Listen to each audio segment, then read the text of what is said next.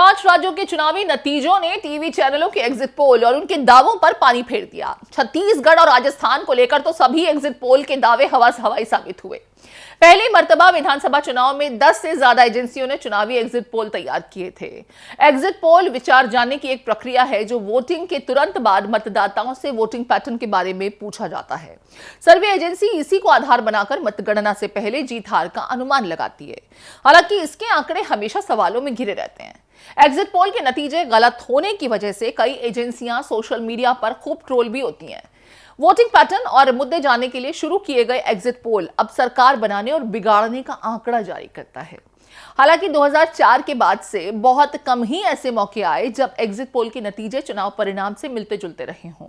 पिछले 10 साल में एग्जिट पोल को सरकार के पक्ष में माहौल बनाने वाला एक टूल भी करार दिया गया। यह अक्सर विपक्षी पार्टियों के निशाने पर रहता है। 2023 के 5 राज्यों के चुनाव को लेकर Axis by India, Chanakya today, Matrix, CNX, ETG, Polstrat, Jan Ki बात और सी वोटर जैसी एजेंसियों ने एग्जिट पोल तैयार किए थे। दिलचस्प बात यह है कि किसी भी राज्य को लेकर सभी एजेंसियों का परिणाम एक जैसा नहीं था।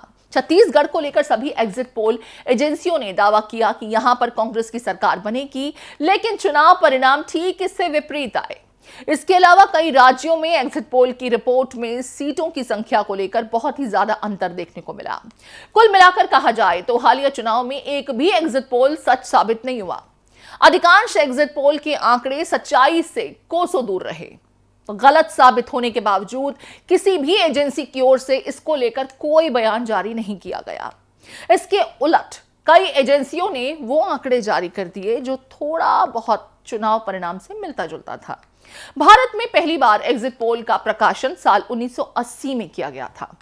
यह पूरी तरह से प्रिंट माध्यम पर प्रकाशित किया गया था। इस एग्जिट पोल में मुद्दे के बारे में तस्दीक से बताया गया।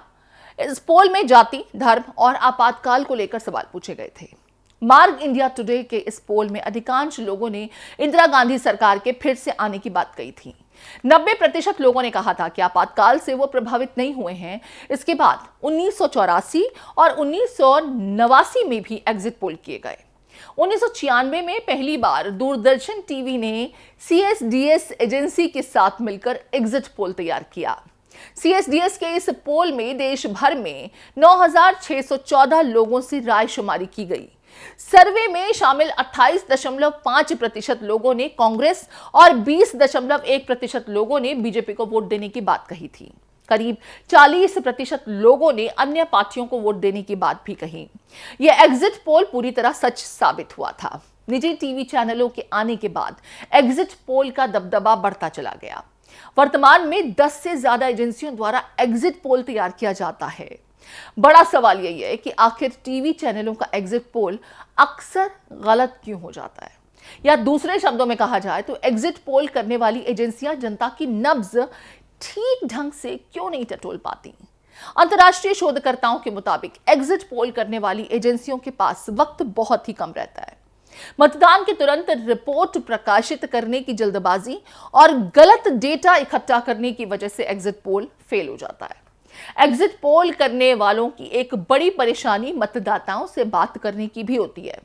वोट देने के बाद अधिकांश मतदाता पोलिंग बूथ के बाहर किसी एजेंसी से बात ही नहीं करना चाहते। अगर कोई बात करते भी हैं तो उन पर बाहरी प्रभाव रहता है। तेलंगाना चुनाव में एग्जिट पोल तैयार करने वाले केस स्टडी के एक सदस्य कहते हैं कि 2004 के बाद एग्जिट पोल अपने तरीके की वजह से ये लगातार विवादों में रहे। इसके गलत होने की 3 मुख्य वजह हैं। पहला, एजेंसियां पोल करने वाली मतदाताओं की डेमोग्राफी जैसे कि विविधता, सामाजिक, सांस्कृतिक और अस्थिरता पर ध्यान नहीं देती। इसी की वजह से अक्सर एग्जिट पोल गलत साबित होते हैं। दूसरा, एग्जिट पोल तैयार करने की जल्दबाजी में एजेंसियां उन बूथों पर नहीं पहुंच पाती जहां किसी विशेष पार्टी का वर्चस्व न हो, या दूसरे शब्दों में कहा जाए तो किसी विशेष पार्टी के मतदाता न हो। तीसरा, आजकल अधिकांश एजेंसियां वॉर रूम एग्जिट पोल तैयार करने लगी हैं, यानी किसी दफ्तर में बैठकर ही गुणा गणित के जरिए रिपोर्ट तैयार कर लेती हैं।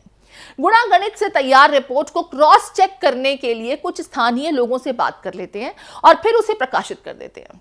विशेषज्ञों के मुताबिक किसी भी एग्जिट पोल में सीट की संख्या बता पाना सबसे मुश्किल काम है। भारत में मतदाताओं का जो व्यवहार है उसमें यह काम और भी कठिन हो जाता है। भारत में एग्जिट पोल बनाने वाली एजेंसियों का काम लगातार शक के दायरे में रहा है। भारत में चुनाव के बाद आए पोल का असर शेयर बाजार पर भी होता है। 2018 में 5 राज्यों के एग्जिट पोल के बाद शेयर बाजार में भारी गिरावट देखने को मिली थी। उस वक्त एग्जिट पोल की वजह से मुंबई शेयर बाजार का 30 शेयरों वाला सेंसेक्स करीब 2% तक टूट गया था। दिल्ली चुनाव 2015 के एग्जिट पोल आने की वजह से भी शेयर मार्केट में हलचल हुई थी। एग्जिट पोल कई बार विपक्षी नेताओं के भी निशाने पर रहते हैं। विपक्षी नेताओं का कहना है कि एग्जिट पोल के जरिए केंद्रीय सत्ताधारी पार्टी लोगों को भ्रम में रखना चाहती है, जिससे रिजल्ट के वक्त बेईमानी की जा सके। ऐसे में सवाल उठता है कि क्या एग्जिट पोल पर बैन लगाने की जरूरत है? इसके जवाब में जानकार कहते हैं कि बैन लगा देना इसका विकल्प नहीं है। इसमें सुधार की दिशा में काम करने की जरूरत है। बड़ी एजेंसियों को सैंपल कलेक्शन पर ज्यादा फोकस करना चाहिए। सीट प्रिडिक्शन से भी बचने की जरूरत है। दर्शकों को भी जागरूक होना चाहिए। जापान में किसी भी पोल में सीट प्रिडिक्शन का काम नहीं किया जाता। इसी की वजह से वहां कोर्ट द्वारा लगाए जाने वाला भारी जुर्माना है। दरअसल जापान में एग्जिट पोल के गलत होने पर अगर कोई एजेंसी के ऊपर मुकदमा दाखिल करना चाहता है तो कोर्ट से संबंधित एजेंसी पर भारी जुर्माना लगाया जाता है।